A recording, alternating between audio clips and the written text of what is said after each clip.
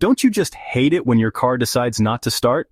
Today, I'm going to help you avoid getting stranded by identifying 6 warning signs that your starter solenoid is failing. First, let's understand what a starter solenoid is. It's a small but critical component in your car that transmits current from the battery to the starter motor, enabling your engine to start. If it goes bad, you're going nowhere. Now, let's dive into the 6 warning signs of a bad starter solenoid. Number 1, clicking sound without starting. If you turn the ignition key and hear repetitive clicking sounds, but the engine doesn't start, your solenoid might be failing to send enough current to the starter motor. Number 2, no noise at all. Sometimes a damaged solenoid won't engage at all, leaving your engine completely silent despite turning the key. Number 3, intermittent starting issues. An inconsistent solenoid might work sometimes but fail unpredictably, causing unreliable starts. If your car starts sometimes and then doesn't, pay attention to this sign.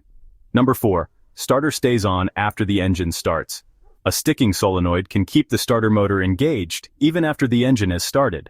This can potentially damage both the motor and the engine. Number 5, burnt smell or smoke. Electrical issues within the solenoid can cause overheating, leading to burnt odors or visible smoke near the starter.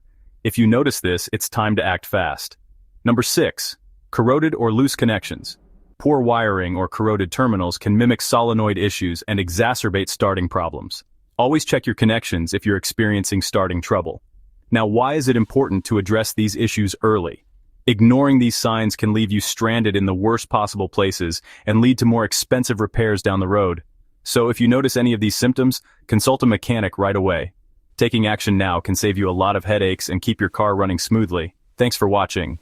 Don't forget to like, subscribe, and share if you found this video helpful. Stay safe out there.